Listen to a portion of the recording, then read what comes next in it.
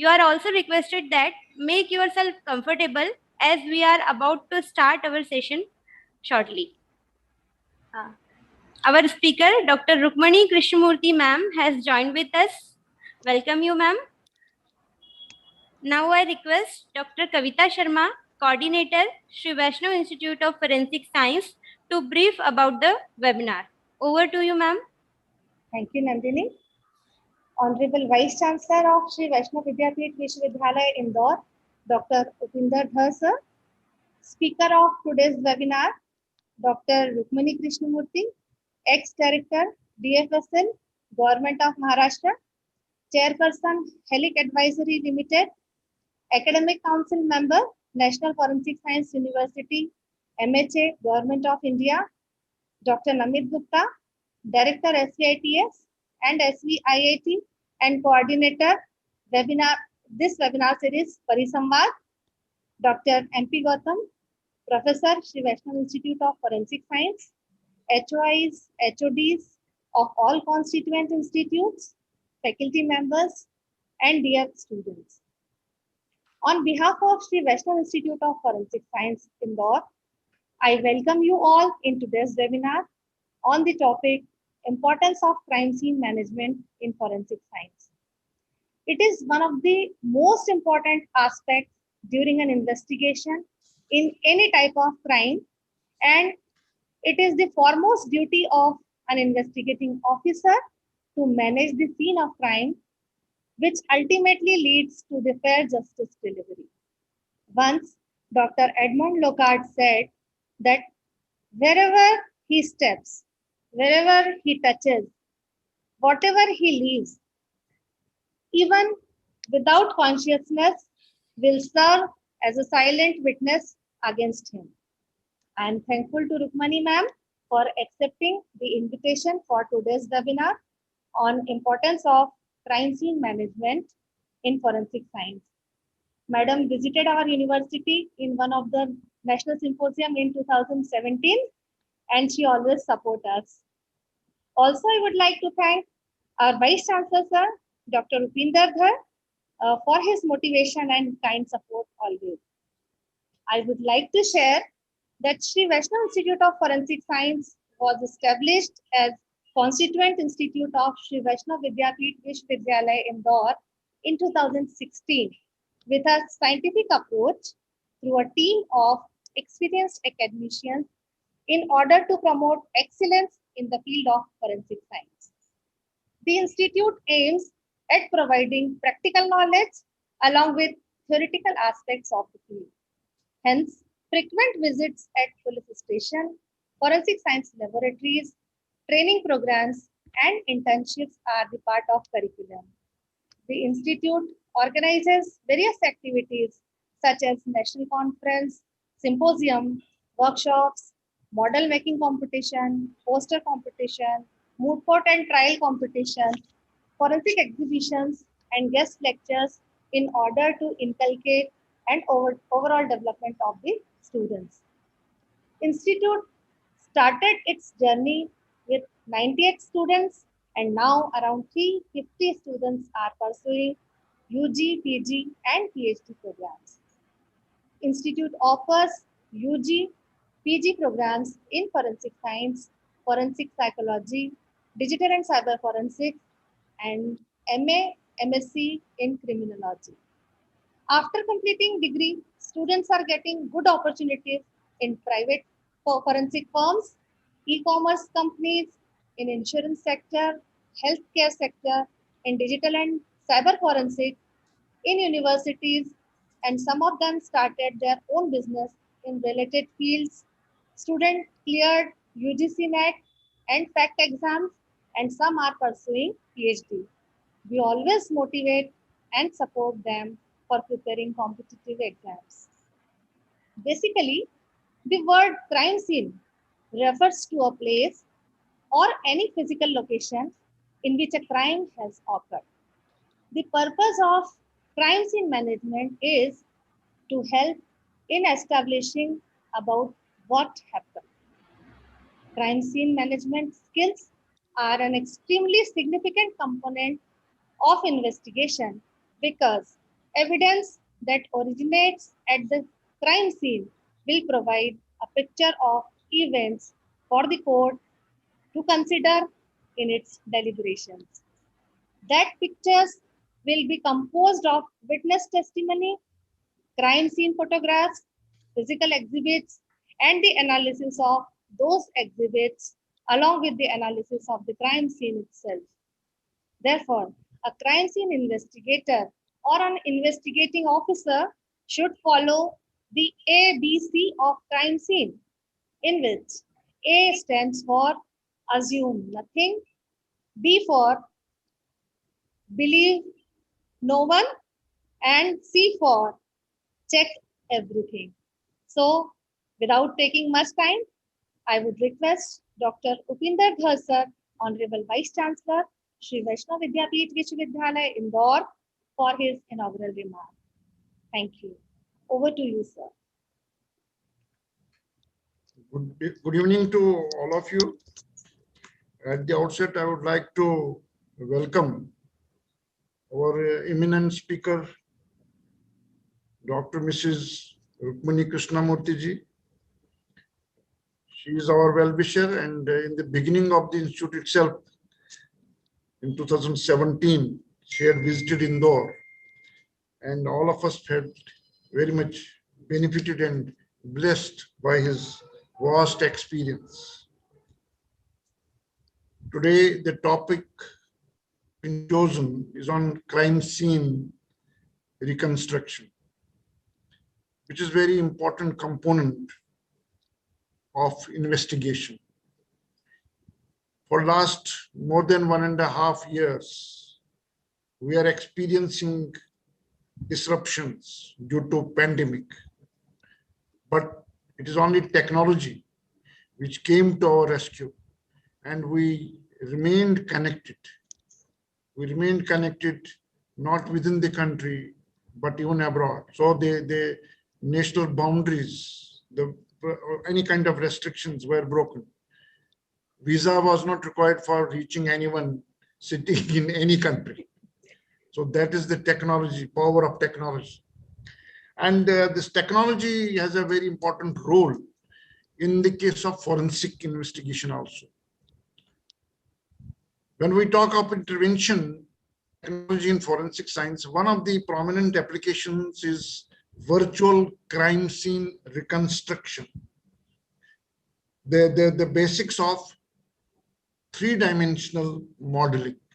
It has been done for some time now, but then its applicability, I believe, has increased.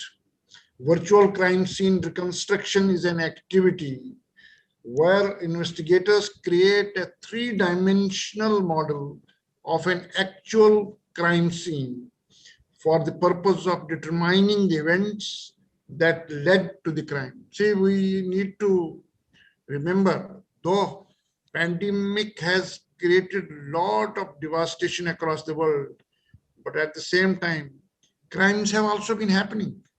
It is not that for crime during this pandemic, there was a full stop for the crimes. No, crimes have also been operating. Therefore, technology, the role of technology becomes more important. While virtual crime scene reconstruction is currently used for analyzing physical scenes, it can also help investigators visualize and explore ways digital media could have been used to perpetrate a crime. Virtual crime scene reconstruction is an activity where an investigator or an investigating team creates a three-dimensional model of an actual crime scene for the purpose of determining the events that lead to the crime. Crime scene reconstruction in general is the fifth and final phase of a crime scene investigation. See, even during this pandemic, during lockdown, people were confined to homes. As we can see the statistics, domestic violence has tripled. It has gone up. On one hand, everybody believed that, well, an opportunity, although there is a kind of blessing in disguise, an opportunity is created that people can stay together during the lockdown and understand each other, know each other better as human beings. But at the same time, domestic violence has tripled and crimes have been happening, whether within the home, outside the home, and also on the digital platform. Crime scene reconstruction in general is the fifth and final phase, as we know, and the stages of reconstruction include conjecture, hypothesis formulation, testing, and theory formulation. Virtual crime scene reconstruction can assist with all these stages. Digital media can be described in the context of 14 physical crime categories. One, child abuse. This has also increased. If we go by the statistics reported in the publications, child abuse has increased during pandemic. Child abuse, or you can say exploitation. Computer intrusion, counterfeiting, death investigation, domestic violence, threats and extortion, email threats, harassment, and stalking. It has increased. Gambling, identity theft, narcotics, online or economic fraud, and prostitution, software piracy, telecommunications fraud, and terrorism, that is homeland security. For these crime categories and others, virtual reconstruction can help investigators visualize and explore ways digital media could have been used to perpetrate a crime. So not standing longer between our eminent speaker, Madam Rukmani ji, and all those who have joined this webinar for listening to her, I am sure that it will be a great experience, great learning experience to listen to her, and while she will be sharing her first-hand experience. And particularly, yes, she may be touching upon the technological intervention also. With these words, happy learning for all. Thank you very much. Sir. Thank you, ma'am.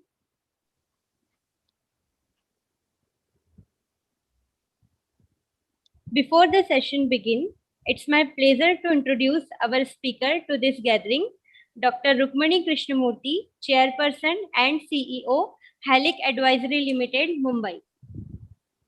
The first eminent lady forensic scientist of the country, Dr. Rukmani Krishnamurthy, entered the forensic field in the year 1974 with much opposition, and when half of the people did not know the relevancy of the forensic.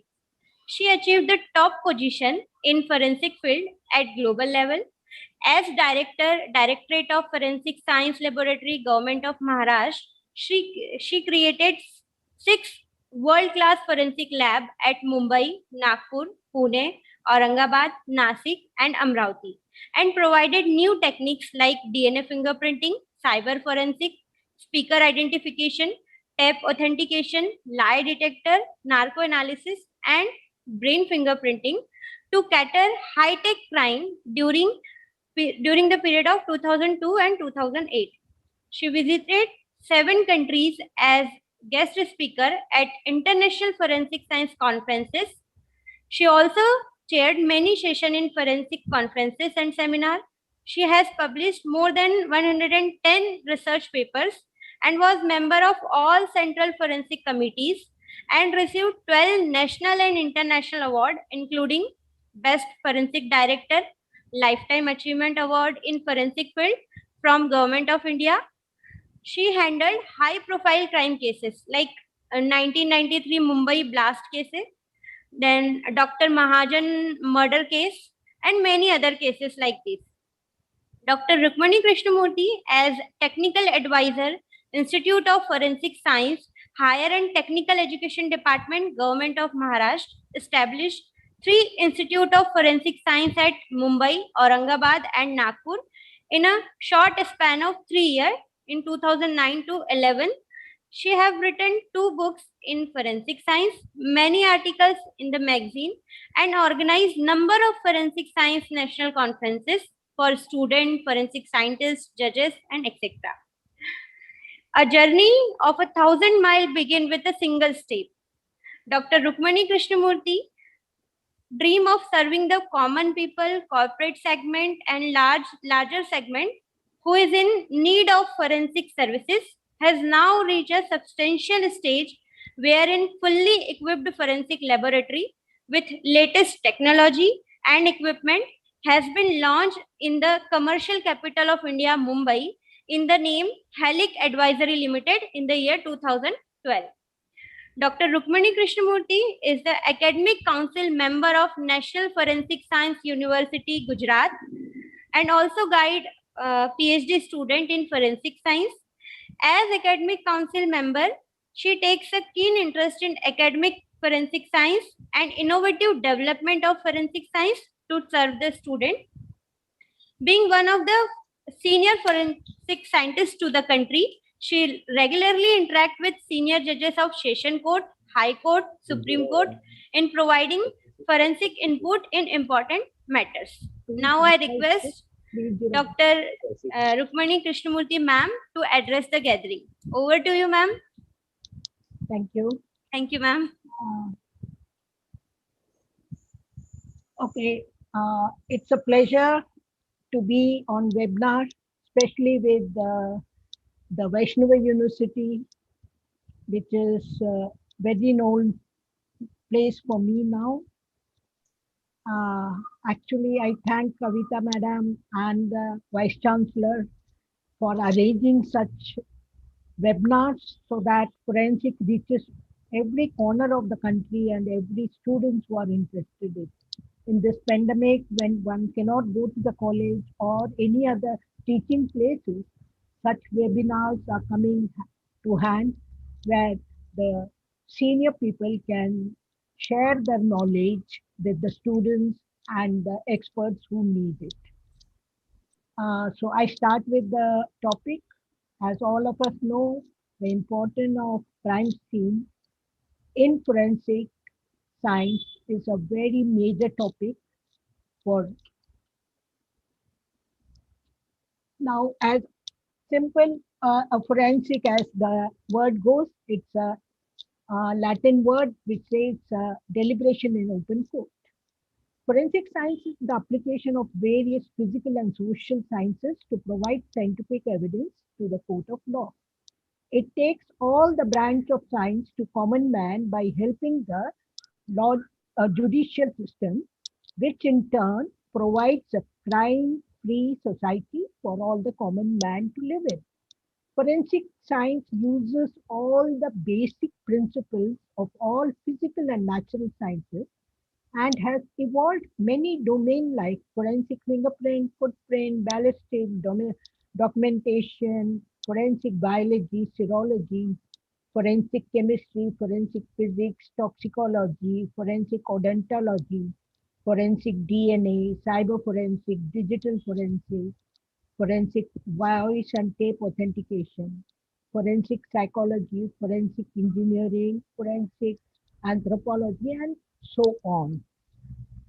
Now, in India, the proof of prosecution is dependent, the proof of any event is dependent on the prosecution. The importance of physical and virtual evidences are great in terms of proof. So various types of evidence which are there are direct, indirect, circumstantial,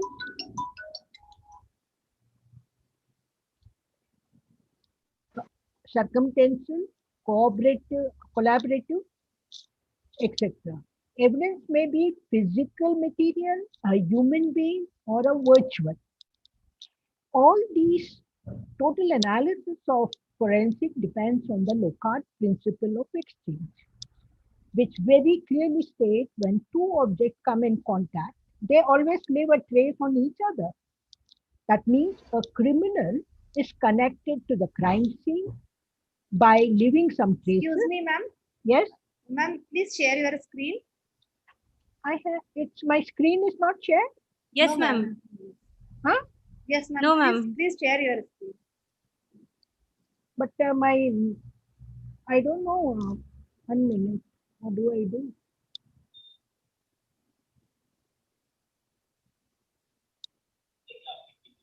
The whole screen is occupied by the this thing, man. 1 minute. Yes.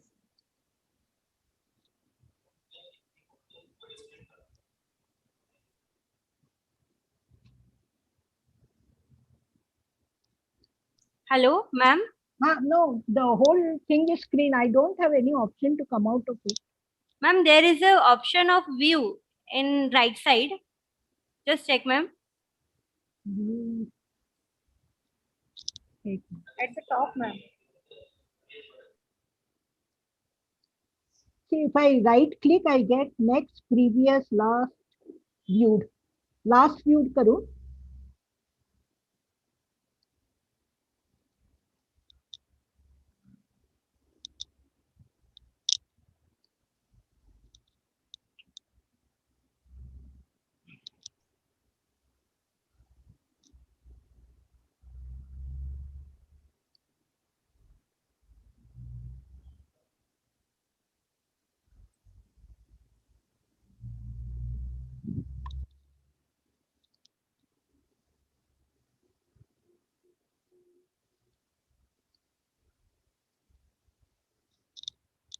Now you see?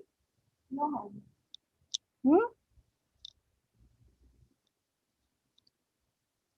Okay, 1 minute. Let me just see.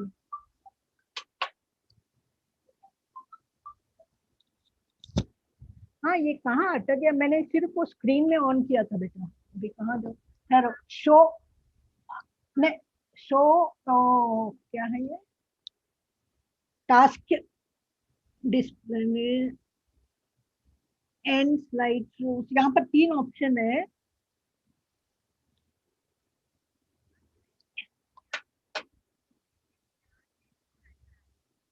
ठीक है, तो मैं अभी इसको नहीं नहीं 1 minute, मैं ये शो को एंड करती हूँ. I am going to. अभी जूम में आ गया क्या मेरा?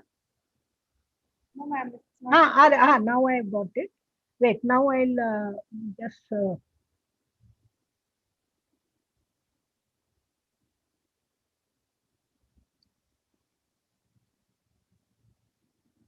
एक minute.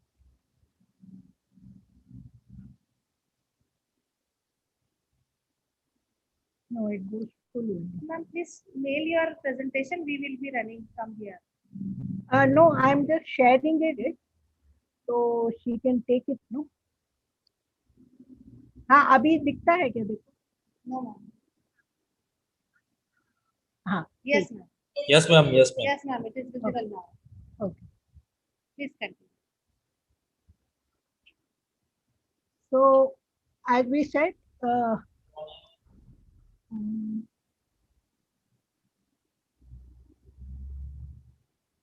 ये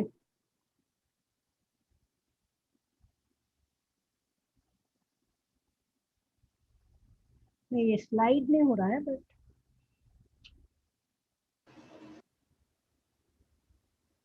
Yes, ma'am. It is visible. yeah. Please.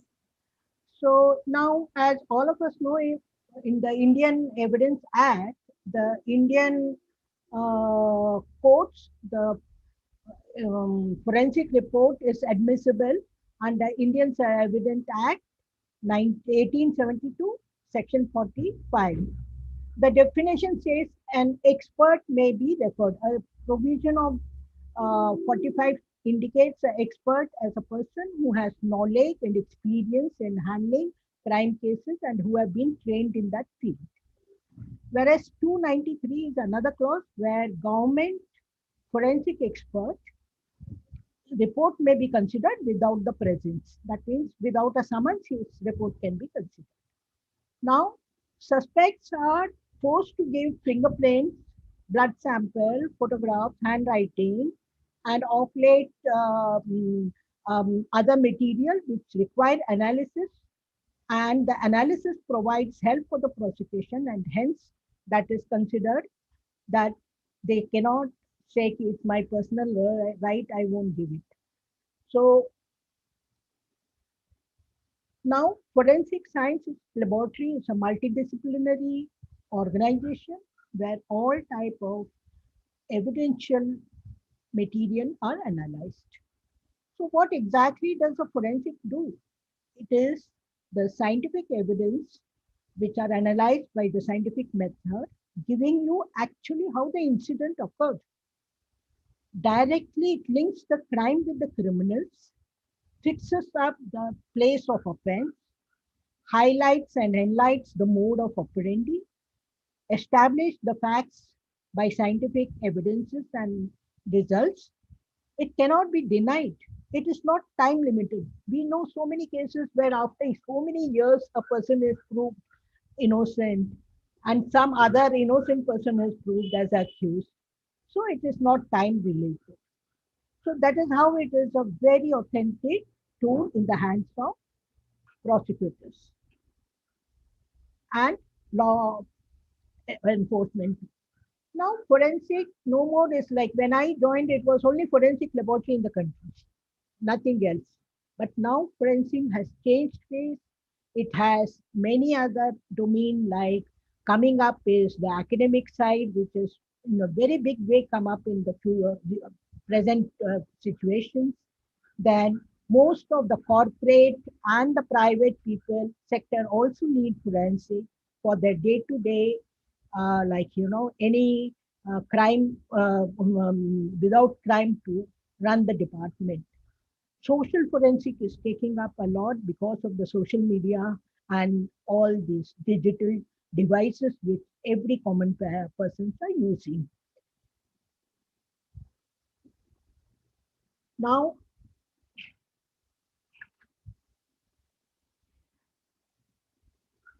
forensic science, mainly criminal justice system as it is called, it consists of police, forensic science laboratory, forensic medical doctors, and judicial officers. And interaction of each of them at every level is very important. And this can lead to a proper conviction rate. Unless the police is in coordination with the forensic and forensic people are not with coordination with the forensic medicine, because half of the substance from the forensic medicine doctor comes to the laboratory for testing. And unless the judicial know what forensics are doing, they cannot justify any of the cases. Now in the country, just to give an picture of how is the setup, we have Ministry of Home Affairs, under which most of the central laboratories are there. CBI laboratory is in Delhi, and then you have central laboratory at Hyderabad, Chandigarh, and Calcutta. Recently, Pune and Bhopal has been added. All the states, they have their own laboratory and regional laboratories.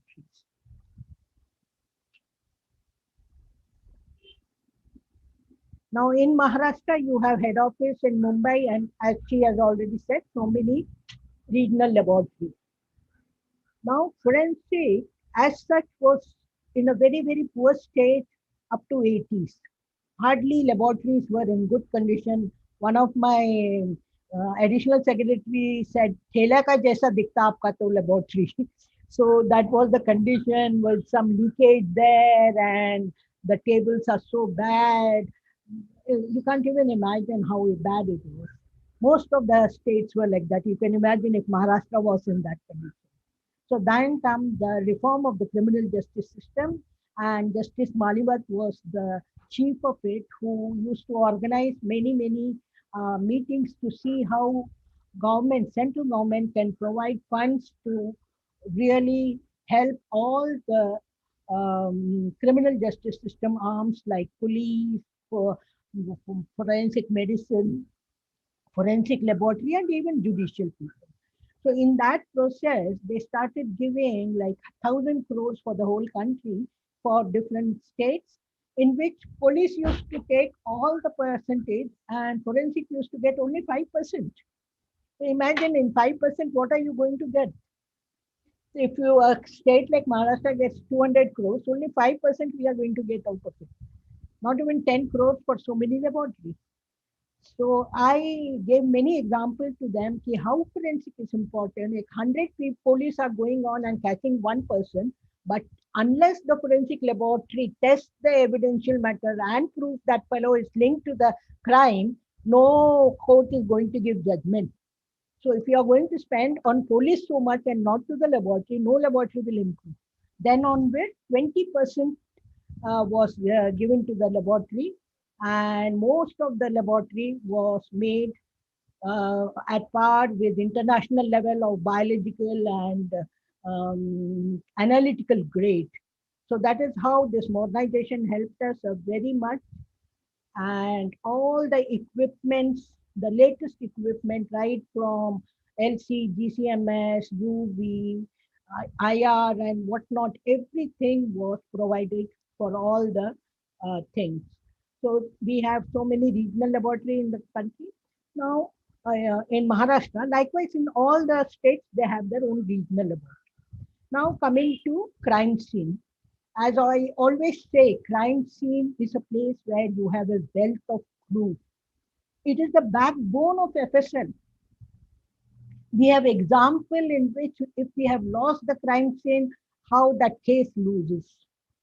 If a proper sample doesn't come to the laboratory, what is the use of having hi-fi lab and very expertise person in the lab? Unless a proper sample comes to the lab. So crime scene is such an important place for all the forensic scientists and the investigating people to bring the crime to the book. Now, all of us know criminal use the latest technology. It is always they use the latest technology and we run after them what they have done and how they have done. Like BC said, they sitting at home, they are doing so much and we are now trying to run after them how did the crime occur. So equally, we have to be equipped to, or tap such type of crime which have been used by high technology. The new concept of crime management emphasizes on teamwork. It is not only one scientist will go and he will do. It should be investigating people, cyber experts should be there, biology, serology people, medical legal person has to be there, and all the whole team together should visit the scene crime.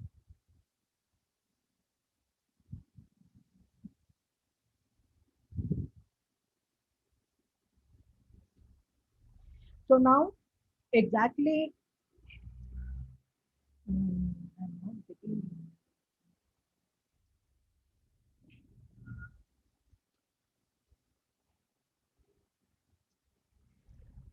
So meticulous search in the crime scene will generate wealth of material, use of scientific tools of mobile lab. Now, how do we collect a proper sample? That is very important. You go to the scene crime, you don't know when you have ever visited a explosion site, you don't know, you are lost what to collect and what not to collect. Or for some example, in a robbery place or a murder place, it is so confusing. So to identify what you should pick up, because you cannot bring the whole thing to the laboratory and load the laboratory with the samples which are not necessary. So mobile forensic van is the scheme of it, where you have a small lab in the mobile forensic van where you can test and see which particular sample should be taken for analysis. So mobile forensic is in the new era coming up, and as we said, a very proper collection, forwarding it in a proper sealed condition with the witness signature, all this count a lot, otherwise it doesn't stand in the court of law. Now, big articles like in house collapse or vehicles and all, they are supposed to be certified by the witness and taken as such to the laboratory so that the analysis are done.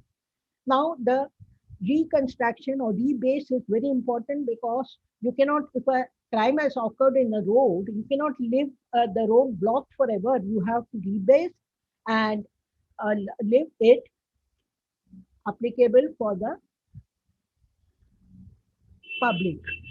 Now, as sir was talking about reconstruction, reconstruction is one of the best way where forensic scientists can help the criminal justice system.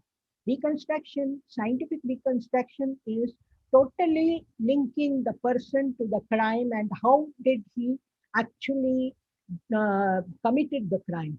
So stepwise, we go systematically through the events, added to it the scientific reports, and then you connect them. I will give you certain live sample examples where we have done such things.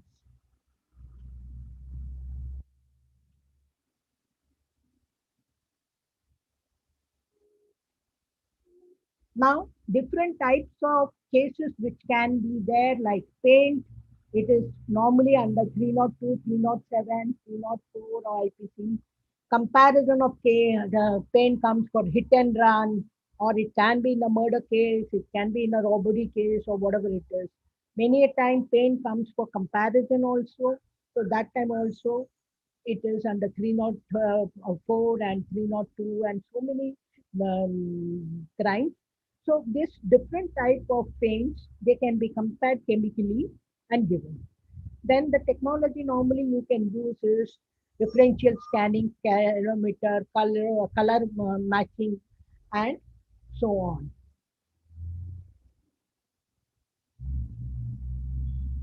Now, clothes, rope, button, thread, polythene, and any of these kinds, these are very, very important, mainly in rape cases or in murder cases.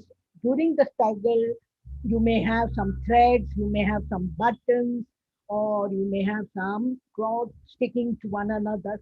They carry very important material for connecting the crime, and these can be done by comparison.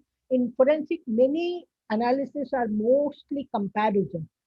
So these comparison have we have solved very big crimes by rope comparisons and all.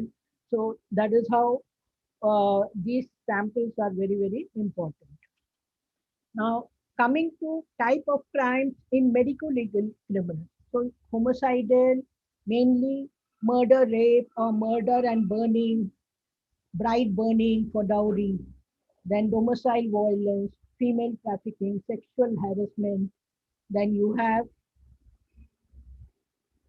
anesthetic death, then you have unnatural death, and all these coming under 302, 307, 498, 376, and so on. So I'll start with 1993 blast because it's one of the unique. I don't know how many of you all must be knowing about it. You can see the crime scene. It's like, we can't even stand such thing. In every site, minimum 200 to 300 people dead with all the body parts and heavy damages. In such condition, to find out what is the actual cause of the explosion, it was very difficult. Within a span of 1 hour, there were 12 explosions in very important critical structure like Air India building, Zaveri Bazaar, Bombay Stock Exchange, Tata Bazaar, then Sea Beach Hotels, Worli Century Bazaar, Mahim Fisherman Colony, Centaur Airport, then Juhu Centaur, then Plaza, and all very critical things. So you can imagine how critical it was. And every case, heavy damages. And when finally the whole analysis, it was like, 20 people of mine doing this analysis, and so many, the whole office was on the scene crime. This is one example where we are showing the very mode of operandi shows how many people are involved and who is the brain behind it. The mode of operandi was common everywhere. There was heavy damages in one of the car in which they had kept about 20 kg of RDX. And you can see these are the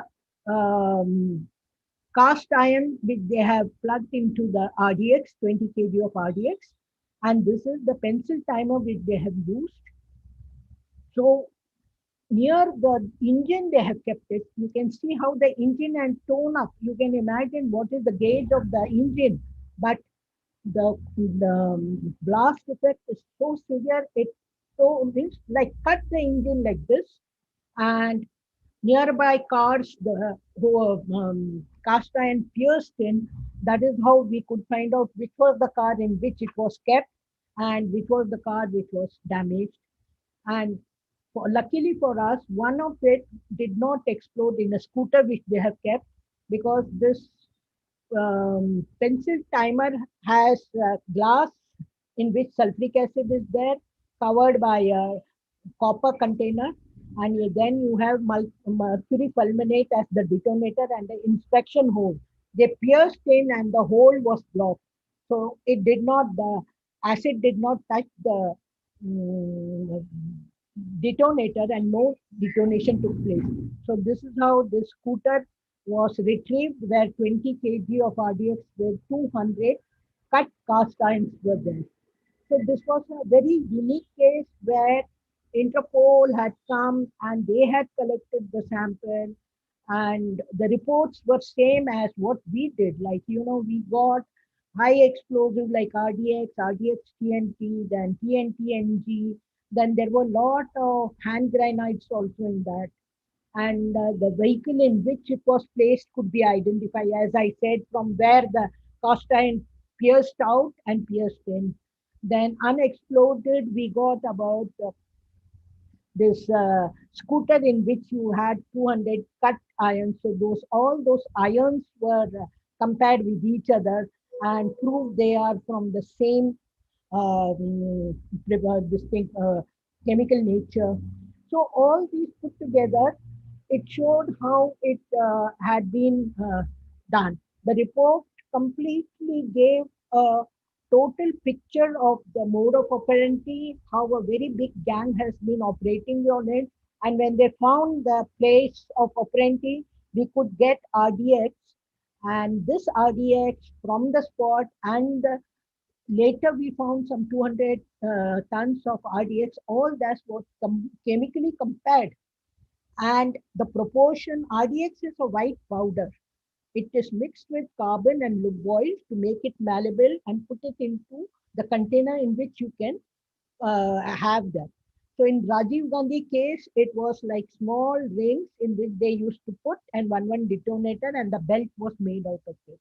In this case, they have put in a bag, a suitcase, and kept it. In some other cases, it can be a container. So they make it malleable with this carbon, lube oil, and RDX. So it becomes black. ऐसे रोटी का आटा जैसे होता है.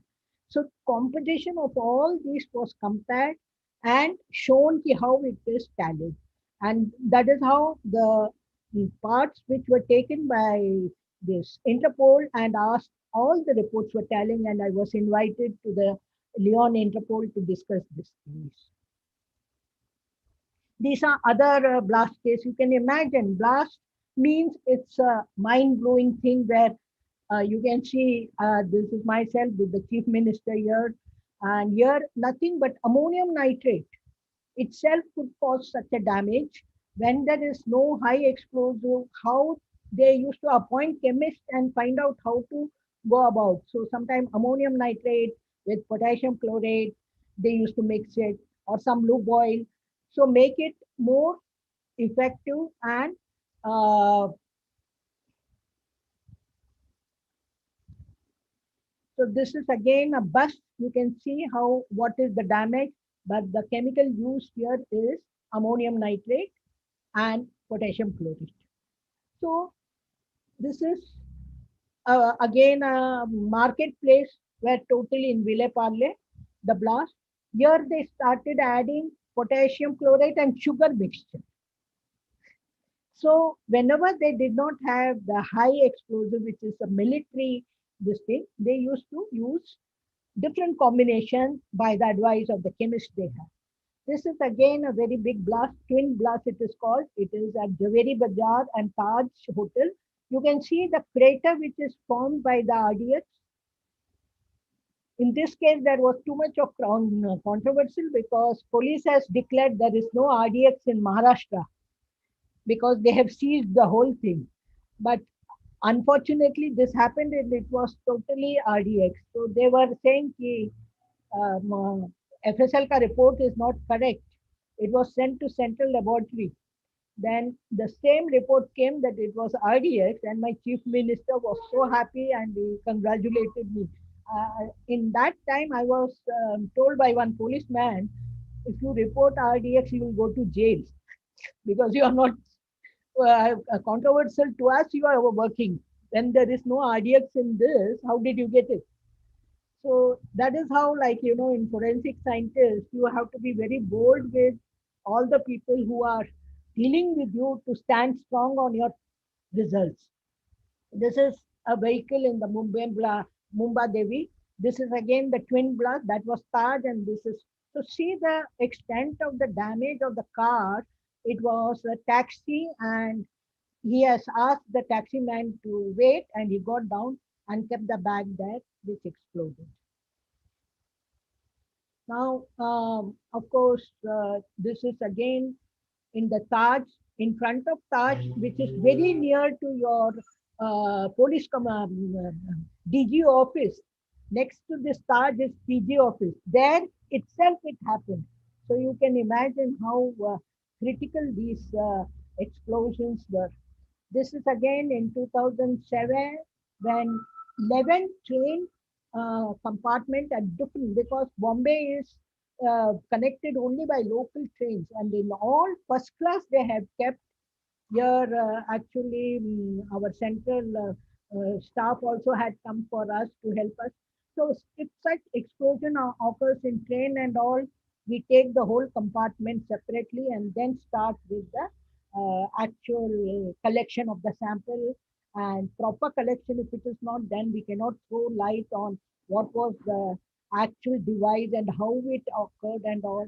So many a time we have got how they have used some remote control. Sometimes they have used as an acid initiator and so many things. This is again a Malegaon case where in a masjid it occurred and heavy damage was there. This is our 26/11 terror attack. This was the worst attack which ever happened in India, and about 10 people came across the sea and damaged the whole city, all the important critical places, and the casualty was so heavy. You can see, I don't know, these places were never seen by anyone. You can see the interior of Taj, they were like debris, complete debris everywhere. They shot and they were using hand grenade and RDX also in these cases. So this is again this Taj side tower where the explosions, shooting, explosion, and hand grenade, all the three at the same time was used. Now, in this, very important thing is we could give very good forensic lead to them because of the analysis of what was the charge. Then the electronic circuit revealed that the date and time. We did not. We had all the CCTV and other things which gave us complete picture of the terrorists, date, time, how they were movement, their complete movement, then CCTV footage, this thing, and they're using some electronic device to coordinate with their actual perpetrator who used to guide them how they should go about. So GPS link analysis, I indicated the source of communication and the location also. So that is how we had so much of proof for the international people also to prove that it is a neighboring country which has really done this thing. Anyhow, but I think till now no clue has come up, though it was a very. So in generally in forensic explosive cases, we have the solvent extraction and all these technical HPTLC, GCMS, MTMS, DCIM, HPTLC. whichever fits in, because you can imagine from the such a concoction mixture of WDs, you have to extract trace of RDX and do analysis and prove it in the court of law, which is beyond really. So this is HPTLC, which we do. This is again liquid chromatography, where you can prove this is GCMS also we can do. Very clearly, it gives ionic structure. So all these combinations gives us complete picture of what the components have been. Like ion scan is again very good, which will give all the components. If RDX is there, if TNT is there, or whatever other things. Now, these were done in such a systematic that I was invited in Paris and Hong Kong to present the paper, and on the spot it was selected for the journal publications also. Now, coming to DNA, this is Alec Jeffrey, who was in Mumbai and was very happy to see the facilities. DNA plays a very important role for us. Again, this is Bruce Sir, who had done a very important field of analysis, like finding out DNA of microbes. See, soil comparison is a very difficult thing. Right now, to get very clear picture of this soil is same as that was very difficult. And this DNA of the microbes helped us in many cases like this narcotics and even in explosive, where those containers from Aurangabad, when it came to there, their original soil and the soil sticking to the container were compared and said that the place of mode of operandi is that. So this type of researches are very, very important. Now in DNA, normally the sample which we have to collect is like blood, semen, vaginal fluid, saliva, bone marrow. So I'll give you some live cases in which such type of samples have collected and how we have got through it. Now, what are the type of cases which this technique normally can help is sexual offense, murder case, missing person, paternity, immigration, microbes of the soil, in wild animal, and unique identification.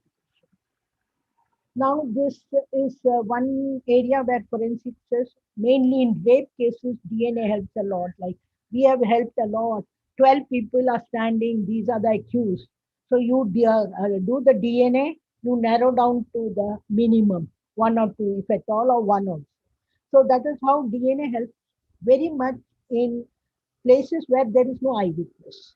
Murder case, rape case, then this identification of person. Like in Delhi, there was disaster, and for claim there were 4 kilometer people standing. But when we declared that we are doing DNA, hardly 15 to 20 people were there. So in such all type of cases we can do. This is again a case where one man burnt his wife and went and complained to the police that he's not finding his wife. But after lot of investigation and search, they found near his house, they found a toe ring. Indian women wear a ring in the toe. That was found, and that was having a small piece of skin sticking to it. So we could do the DNA from that skin and compare with the children, and it appeared she is the biological mother, that means wife of that person. So this is how very important cases. This is again a very well-known person who son himself for some money purposes killed his mother and threw the whole body in forest. One of the foreigner, while doing some trekking, found all these bones. It was brought to us, and by DNA it could be connected, and the mobile complete chat and other things beyond doubt proved that the son was the culprit.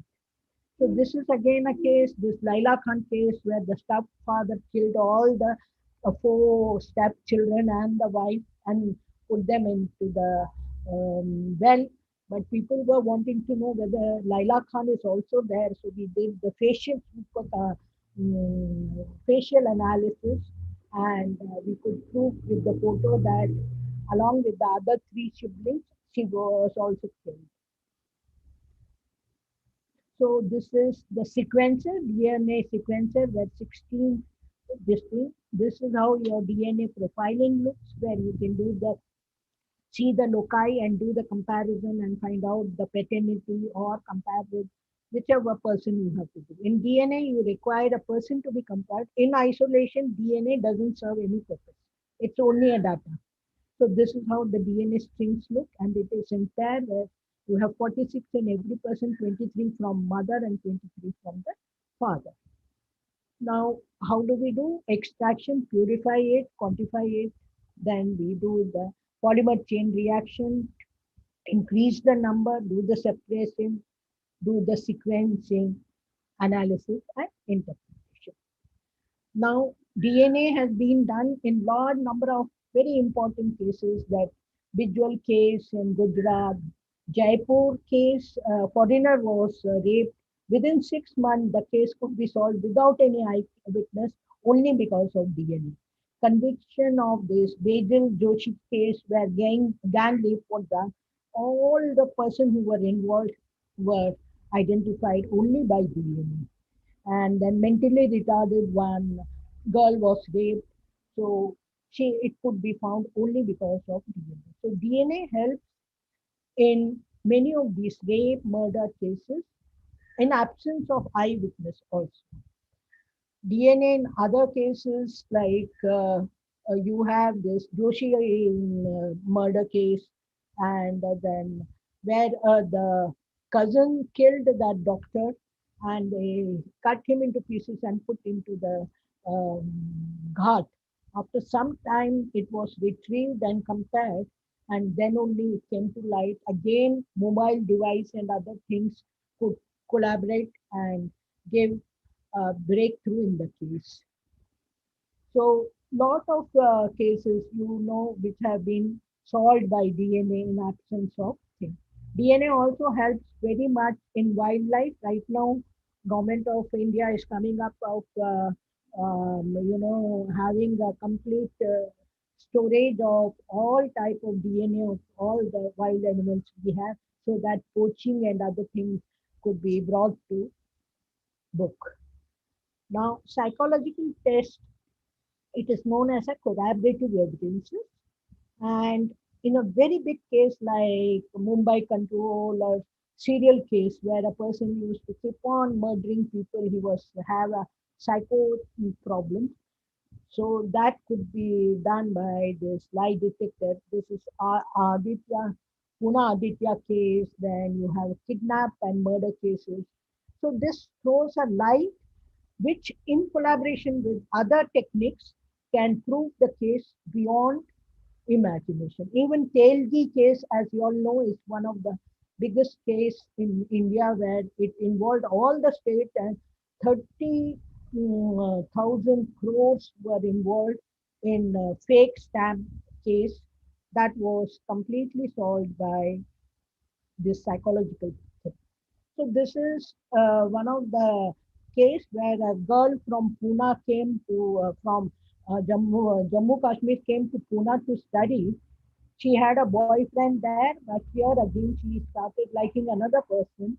So she wanted to get the earlier boy, get rid of him, called him to Pune, gave him arsenic and mixed in prasad. She took him to the temple and then mixed arsenic into it and called him. So he started vomiting. He was admitted by her only to the hospital, and he died within few hours. So people were not suspecting her because she only went and put him up to the hospital. So now the whole thing came into picture when they started who was the last one with him, and still no one could get. But lie detector and brain mapping indicated that she was the person involved in it. Lie detector purpose completely showed deception, and then brain mapping completely reconstructed. So this is how the scientific reconstruction is done. You have arsenic in the viscera, you have arsenic somewhere else. a girl is there, how to completely reconstruct the whole thing. So these psychological tests helped in a lot in reconstructing. Then one by one, that how she purchased arsenic from a shop, put in a bag, mixed with the prasad, gave it to him. This whole thing could be scientifically this thing, and life imprisonment was given to her. So this is how this is known as scientific reconstruction. This is again a case. A child was very angry with the teacher and falsely complained that he raped her and all. But lie detector proved beyond doubt that he was not involved. And when the child was psychologically counseled and made to talk, she said because she was not very happy with him, she complained like that. So this is how a person who is not involved can be also proved by such scientific thing. Now in industry, how do we use it? Now this is a theft in a truck where the helper helped the thieves and ran away. And lot of material ranging from crores were stolen off. So finally, the owner came and got the polygraph done of the driver and the cleaner clearly showed disruption.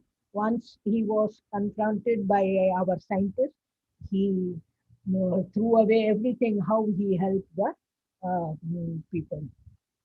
So this type of techniques are very useful in really going to the root of the person. Now, this is again an polygraph test which has given in an organization how technology was robbed and informed consent for the videograph. So the thing showed that 3 out of 15, 3 people were breaking the rules, and that is how the organizations, everything was leaking, and this could give a leak. So in-house threats which are there in industrial, all these days they never knew such thing can help. Now Helic, they cannot go to they don't want to go to police because their um, name and other things will get spoiled. So they would like to keep in secrecy and get it done. But the beauty is scientifically, if it is proved how it helps them a lot, is very important. Likewise, in a big company in India, they had 12 people involved in theft of technology. 100 people were asked by us to do lie detector, and we found the whole group. They checked them out, gave them everything, and did not even utter anything to the media or anyone. So many of the people are now coming up. We want authentic such techniques to come up. So what my concern is, as a students, you all should have thorough knowledge about many things which and training in future where you can help the common people, the corporate and banks, insurance who are not, government forensic laboratory is not open to them. So they are looking forward to such real good authentic organization which can help them. Now polygraph, as you said, it is a very simple technique. You all must have read about it, wherein you have the BP, the pulse, and the skin resistance study, which very clearly indicates if there is any lie, if you your cognitive system shows signal, and that is how one can find out whether you are having. See, this is a normal innocent person. The second one, you can see if you are guilty, how there is a spike in the graph.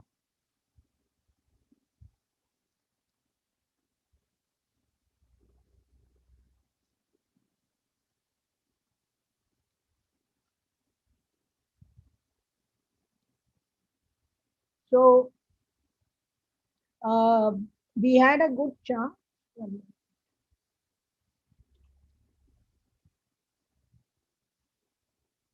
So in some of the places you have this brain mapping, this a technique also. Not all the laboratories have. This also helps a lot. Here you have electrodes at your head, and where questionnaires are given related to the incident, which gives you peak like what you saw in this, if they are involved in it or if they know about the crime.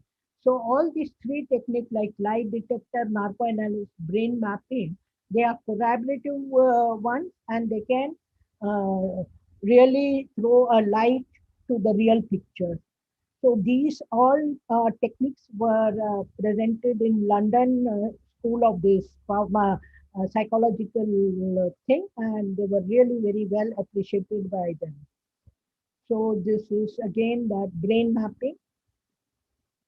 Okay, now this is another case in which crime scene was very, very important. This lady is a maid servant who works for the family and their daughter also. The family has a young boy, a middle-aged boy,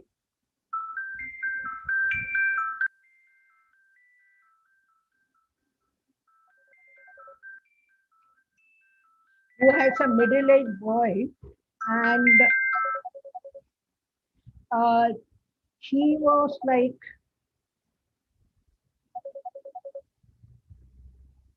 he was like not wanting to get married. So the parents were very reluctant. They wanted to take him to see some girl. That day he refused to come and went out to play. So the maidservant was alone in the house. So the sister and their family were together. So the sister was annoyed with this maidservant because it seemed she was good looking, and the boy used to see her and be attracted to her. And this girl was very fond of using the sister's cosmetics and all. So when both the houses she used to work from the internal staircase. So she went to the sister's house for working and she was not there. So she put the lipstick and some makeup on her face, and she was just admiring herself when the sister came, and she was so furious to see the girl do this, and she took a rod and put in her vagina, and she destroyed her vagina, and she smashed her face and went away of the house. So finally, the police came with the theory that the boy was after her because maybe she didn't allow him to be close to her. He murdered her. So the boy was taken into the custody, and that was going on.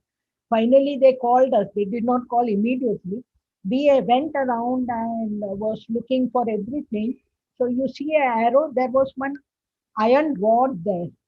So we found why this iron rod is there, and we found some blood in that also. So then we suspected what could be that because the vagina was damaged. So the iron rod was taken. It had some fingerprint. We could capture the fingerprint.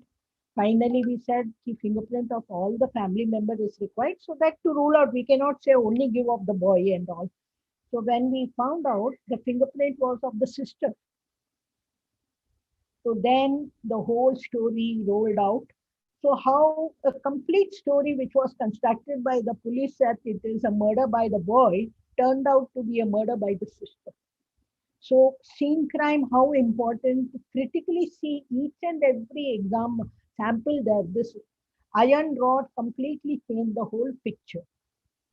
So likewise, this is another very big thing. In Nagpur, Naxalites used to create a lot of problem in one of the rich person's place. They went and robbed, and because they were making some sound and all, they murdered also.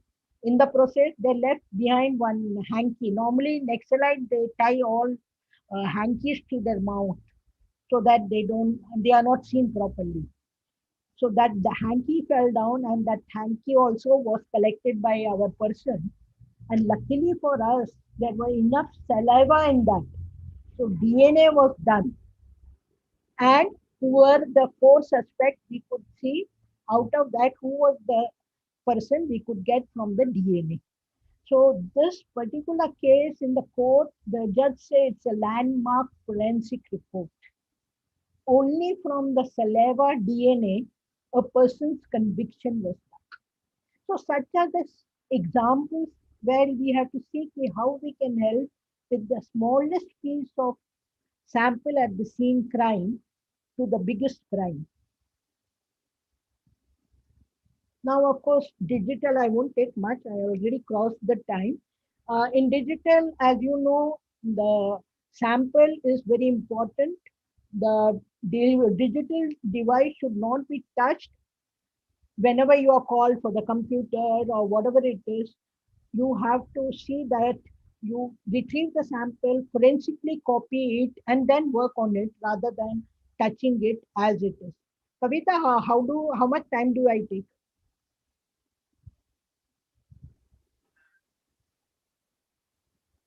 How much time do I take? I can skip some of them. Huh, Kavita? Yes, ma'am. 5 minutes more, ma'am. 5 minutes more, then I have to hurry up. Okay, anyhow. So in cyber crime, the issue is the crime is slightly sophisticated. But now what happens with every crime, you find some device. So any electronic devices are that has to be taken care of, be it mobile or any electronic device. You see that you don't touch it or you do not operate it. Bring it as it is. Otherwise, in the mobile phone, we are also having devices by which you can forensically copy the whole thing so that you can work on it. This is the indication for cyber. So let us now not take much cases.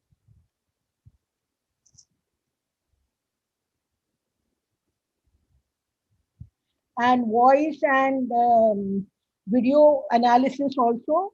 Now CCTV is a very important device for anywhere you go. If you happen to have a crime scene CCTV, the footage immediately should be taken in a hard disk and brought to the laboratory for analysis. So that plays a very important role, mainly in the Giacom case and so many cases. CCTV has thrown a big evidential value.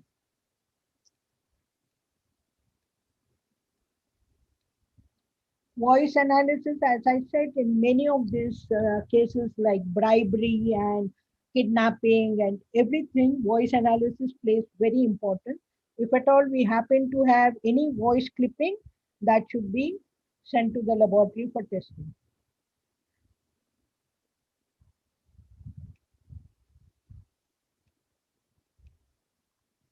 So this is again a case where a car carrying idols of crores of rupees. It's like very antique type things. It was going and it did not stop, and the police wanted it to stop. So they captured it in the dark, and they were not able to.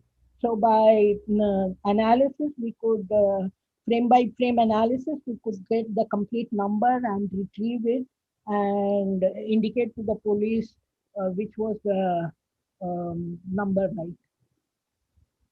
And here again, a case where a picture taken in dark, you can enhance it and show. So such type of digital evidences, one should be very, very careful, because once it is overlaid or deleted, then you are left with nothing. Right? Now in brown sugar, actually crime cases are like scene crime is less, but here and there we do get. This is one case in which foreigner was carrying here brown sugar in capsule, and one of them broke and he fainted, and we could really do the analysis and indicate to it. Then you have lot of like kerosene, there's kerosene adulteration cases coming up, then house collapse cases coming up, then this kerosene residue cases coming up. So these are all very important cases where scene crime is very important, and one should give. In toxicology, as you know, we have like viscera, so mainly sometimes it is the medical officer who sent the viscera and the biological material to the laboratory, whatever it is. So in one case, like, in this was a case in Baba Atomic Research Center where two scientists were burnt, only the bones were remaining, like, and some part of it. So it had so happened that they had newly painted and the fumes were accumulated, and it was a AC room where make and break of the incubators and other things were going on, which caught fire. And if a fire doesn't get oxygen, it doesn't have flame, but it fumes out. And in the fuming procedure, carbon monoxide comes up. So they inhaled carbon monoxide and they were unable to, shout or anything. In the process, the whole day it was locked because no one was there. The whole night they were in that condition. Next day when they opened, they saw only the skeleton of death.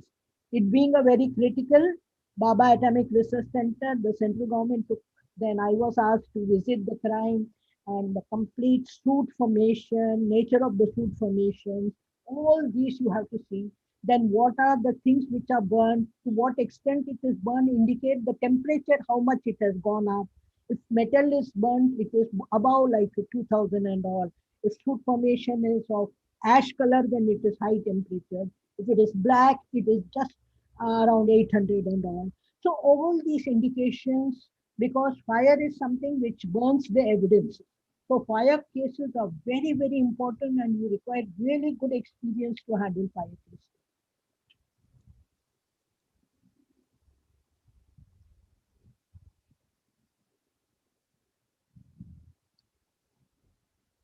So now I think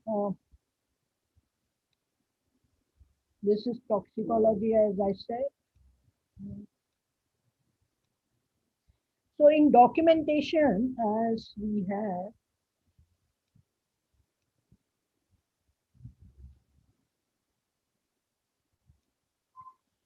so most of you all, because right now for private people, the very important area is documentation, the handwriting, signature verification, and these are involved in what? Legal papers, house papers, then banks, corporate. These are the people who utilize such type of. So please, if you all are doing in it, if you all are doing into it, do a good study about ink analysis. Age of the ink till now in India, no one has found, and research is going on. If you all are also going on, please do. But abroad, they add external material and fix it up. For this year, this is the tagging material. This is so that is how they find it out. But in India, till now, it has not come in. Sometime Baba Atomic Research Center was thinking about radioactive substance, but that also didn't work. Dr. Rao and myself and Dr. Vyas, we are still on it. So those are one thing. Then you can have lot of cases of stamp mark, then checks, signature verification. In HELIC also we get maximum from banks, insurance and all these type of paper analysis. Then you can do stylometry. You know stylometry, how to compare the style in which you are written. The same thing can be done even in computer emails, how a person's style is there in framing a letter and all. So these are very important areas which one can think about.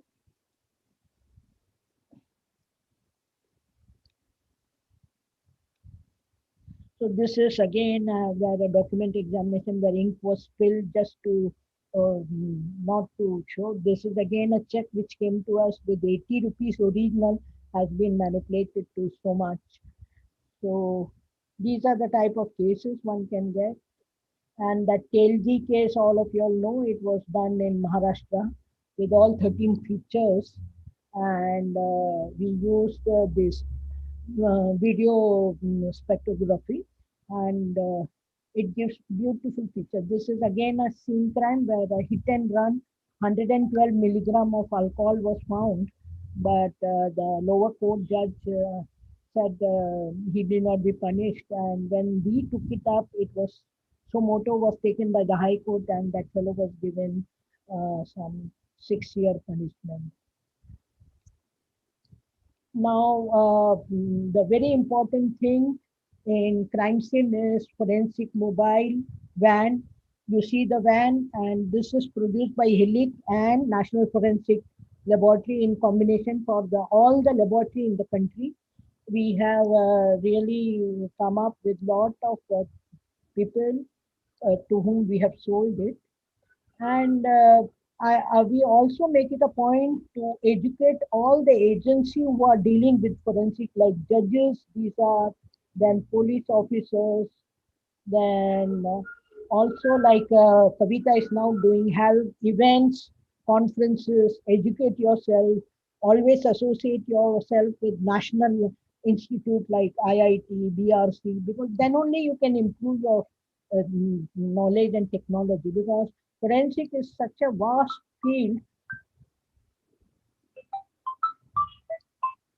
that we cannot sit and do R&D for ourselves. The best way is who is expert in that field, you should get associated with them in that particular. Like engineering, when we had some problem with the cement analysis, we used to go to the engineering college. When we had some biological, we used to go to CDFD. So likewise, you should do. So training the police and getting this is like BRC, I always. And then coming to educating the common people also. Whenever you get chance, see that the maximum of people are educated, because for everyone they are undergoing now, encountering crime, digital crime, because you are using all devices nowadays. So you don't know how to go about. You become a victim to so many things. Recently, one of my account ATM, someone has tracked. So immediately we had to run and see how it happened and all. So it is better we educate as many as people, so that most of us avoid from such digital crimes or regular crimes. People don't know, like in this Marine Life, the girl did not go that she can go with a male constable for investigation, and he raped her. So all these simple things, do and do not, that has to be taught to the common people so that they carry themselves safely. So lectures and regular training of this, which we are doing, and very soon we are going to have that training center for complete military, police, all, even students we are trying to come up, so that they are very authentically trained by real forensic people who have really handled real-time cases. Because what is happening is, unless how a case is handled, that is conveyed to the students, they cannot go to the laboratory and work. Definitely in laboratory, we request them to give training and start with the work, and not like that. Even we were trained for 6 months, then only we could start handling the cases. I think I would end up, like I said, in private laboratories, there are many, but training in real time crime cases handling is very, very important, because what is chain of custody, what is how to handle a sealed condition, how to present in a court of law. Now, all the big four and all, they give all legal cases to us. They say we don't want to handle court cases. We don't know how to handle it. So, if really, if someone wants to go for wants to do forensic professional, has to be a good training from so many spectrum we have to see. And as she told me in the afternoon, she is giving training. I'm really very happy about it, because many of the institute do not have approach to any laboratories. This is HELIC, which I have brought about in par with uh, international laboratories, and they work very well. We go to the fire screen. Under my training, my people have been learning a lot. So we also give lot of training to the people. Once we open up, your students also can come up to us. Thank you very much. I had to really hurry up with lot of things, but I thought Many things you can read. As Sir said about virtual and technical, right now in our country it is very impossible. Teleforensic was started in Gujarat, but it did not work because internet connection, because our rural area and all, we cannot be, connectivity is a problem. So virtual reconstruction for us is, I have seen myself many in Singapore and many of the FBI and all, but to implement in India, you need lot of infrastructure for that. So connectivity and other things are not there. So virtual reconstruction, teleforensic, all these are dreams still. And nano DNA, so many techniques are there, but I think one by one we can take up. We have come to a stage from where we were nothing. So people like you all have to take it forward. Thank you. You have covered almost all areas. So mainly I wanted to show real which cases which has occurred and how it is handled. That becomes important because not many people are going to see. Books will read many things. Reading something is not correct unless you know exactly what happened on the site. A person who has gone to the site and done. So I wanted to share my that knowledge. Thank you, ma'am. Participant, if you have any question, you can post your question in chat, question and answer section.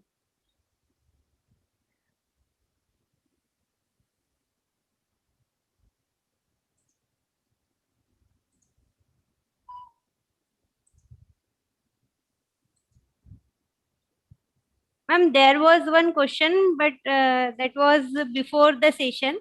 One participant asked, in recent blasting case by Maoist in Bastar, Chhattisgarh region, they covering the electric lead wire, blue Korea carbon paper. What is the reason for this? What was the device? I'm not very acquainted with this case. So unless we know exactly what was the device, electrical connections normally are used for detonators. Yes, sir. See, what happens, a time device is used and it is electrically connected. We had many explosions like that. To a device which is having the explosives, you can have an electrical connection to the detonator with the time device. When the clock strikes that, the whole circuit completes and the detonator detonates. Okay, thank you, ma'am. Ma'am, next question from the participant. How much criminal profiling would be useful in Indian scenario? Criminal profiling. Yes, ma'am. Criminal profiling used in Indian scenario. I'm not getting the question clearly. Can you, criminal profiling in which angle he wants to see? Ma'am, question is how much criminal profiling would be useful in Indian scenario? Does he mean to say for the individual how to go Yes, ma'am. access? Yes. So if that is the case, like a person is involved in a crime or not, you have many techniques like, layer voice analysis, wherein you can access the whole person's personality and find out whether he's saying true or he's erring on anything. And if you feel he's involved in anything and you are asking some questions, for this you don't require any court orders or anything. Whereas other psychological uh, profilings, which are there to assess whether a person is a criminal or not, you require a court if you see a suspect. But otherwise, you require a consent. Whereas layered voice analysis or suspect analysis, it is called as, you can do the criminal profiling by that. Okay then. Okay, then. Thank you. Thank you, ma'am. Thank you. Ma'am. Okay, bye everyone. No, so, You want me to wait? yes, ma'am. I want to thank you. Thanks. Thanks to respected Dr. Krishnamurthy ma'am, Honorable Vice Chancellor sir, Dr. Kavita Sharma ma'am, Dr. MP Gautam, and all the participants present here. It's my privilege to present vote of thanks on this occasion. I, Nandini Bansod, coordinator of this today's webinar on behalf of Shri Vaishnav Vidyapit Vishwavidyalaya and entire fraternity of our institution, I extend my very hearty thanks to Dr. Rukmani Krishnamurthy ma'am for enlightening us with her knowledge. We are grateful to our Vice Chancellor sir for giving this opportunity to us. I am also thankful to Dr. Namit Gupta sir, Director, Shri Vaishnav Institute of Technology and Science, in his wholehearted support in organizing this webinar, and Dr. Anand Rajawat sir, Director, Shri Vaishnav Institute of Information Technology, for their technical support. We are also thankful to our coordinator, Dr. Kavita Sharma ma'am, for her able guidance. I would like to thank Dr. MP Gautam sir for his encouragement and support. I am also thankful to entire fraternity of our institution for their kind support whenever needed.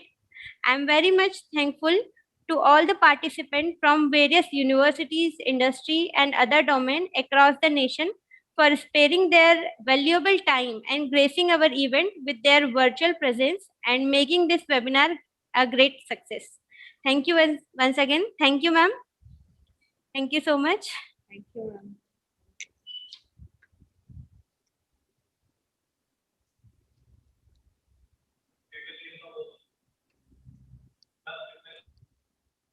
Participant feedback link is there in your chat box. You can fill it and get your certificate. Okay. Thank you, ma'am.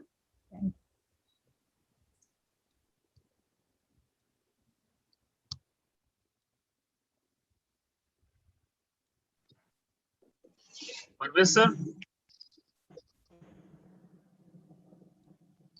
Yes, sir. हाँ sir and कर दीजिए. Okay.